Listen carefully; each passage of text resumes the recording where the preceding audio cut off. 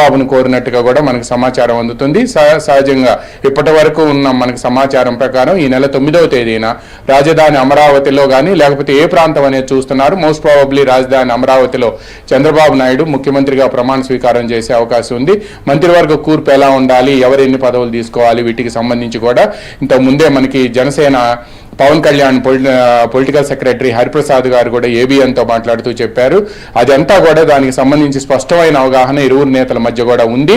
ఎవరు ఆందోళన చెందాల్సిన అవసరం లేదు. అప్పుడే సోషల్ మీడియాలో వైసీపీకి సంబంధించిన పేటీఎం బ్యాచ్ మంత్రి పదవుల దగ్గర తగాదా వచ్చిందని చెబుతున్నారు. అటువంటి ఆందోళన కానీ బాధ కానీ వాళ్ళు చెందాల్సిన అవసరం లేదు.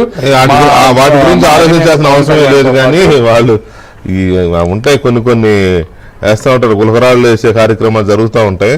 వాటి గురించి ఆలోచించాల్సిన అవసరం లేదు. రామారావు గారు ఇక్కడ నంబరు చూస్తే 165, 165, Telugu Desam 136 and Janasena 21 and BJP 8.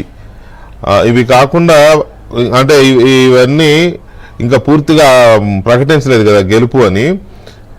ఇంకా ఎన్ని రౌండ్స్ నడిచే అవకాశం ఉంది, ఎన్ని నియోజకవర్గాల్లో? అంటే దాదాపుగా ఇప్పటి వరకు కూడా 12 రౌండ్లు నడిచాయి. కొన్ని నియోజకవర్గాల్లో ఫర్ ఎగ్జాంపుల్ మంగళగిరిలో మొత్తం 22 రౌండ్లు, ఇప్పటికి దాదాపుగా 18 రౌండ్లు నడిచాయి. ఈ 18 రౌండ్లకి లోకేష్కి దాదాపుగా 85,000 వరకు మెజారిటీ వెళ్ళింది. ఇంకా 4 రౌండ్లు నడవాల్సి ఉంది. ఈ 4 రౌండ్లలో కలిపి 1,00,000 వరకు చేరుకుంటుంది అనుకుంటున్నారు. అదేవిధంగా కొన్ని నియోజకవర్గాల్లో ఇంకా కౌంటింగ్ జరుగుతూ ఉంది. ఎందుకు అనంటే ఇవి మొదటి నుంచి కూడా మనం చెప్పుకుంటూ ఉన్నాము.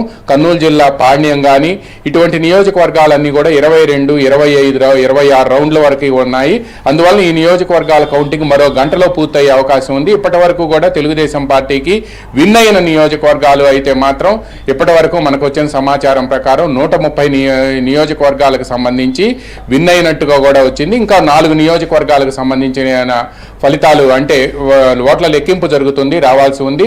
అదేవిధంగా జనసేనకు కూడా అంటే 16 స్థానాల్లో విన్ అయ్యారు. ఇంకొక 5 స్థానాలకు సంబంధించి కూడా రావాల్సి ఉంది. దీంతో పాటు ఇక బీజేపీకి సంబంధించి కూడా మొత్తం 8 స్థానాల్లో వాళ్ళకి లీడ్ ఉంటే 5 స్థానాలకు సంబంధించి వన్ అయ్యారు, అంటే వాళ్ళు గెలుపొందారు. ఇంకా 3 స్థానాలకు సంబంధించి ఫలితాలు ప్రకటించాల్సి ఉంది. ఇవన్నీ కూడా ఫలితాలు జరుగుతున్నాయి. పోలవరంలో చాలా అబ్నార్మల్ డిలే జరుగుతుంది కౌంటింగ్. అదేవిధంగా పాలకొండ, నెల్లిమరలలో కూడా అదే పరిస్థితి నెలకొని ఉంది. ఇదే విధంగా మంగళగిరి కానీ పాణ్యం కానీ ఇటువంటి నియోజకవర్గాలన్నీ కూడా చాలా డిలే అవుతున్నాయి. అంటే ఎందుకంటే ఎక్కువగా కౌంటింగ్ రౌండ్స్ ఉండటంతో అబ్నార్మల్ డిలే జరుగుతుంది అని కూడా టీడీపీ వర్గాలు చెబుతున్నాయి. మరికొద్ది సేపట్లోనే వీటికి ఇంకో గంటలో అంటే దాదాపుగా 8:30, 9కి మొత్తం పూర్తయ్యే అవకాశం ఉంది అని చెప్పి కూడా సిఈఓ కార్యాలయం చెబుతోంది. అదేవిధంగా పార్లమెంటుకు సంబంధించి మాత్రం మరి సైమల్టేనియస్గా జరుగుతున్నప్పటికీ కూడా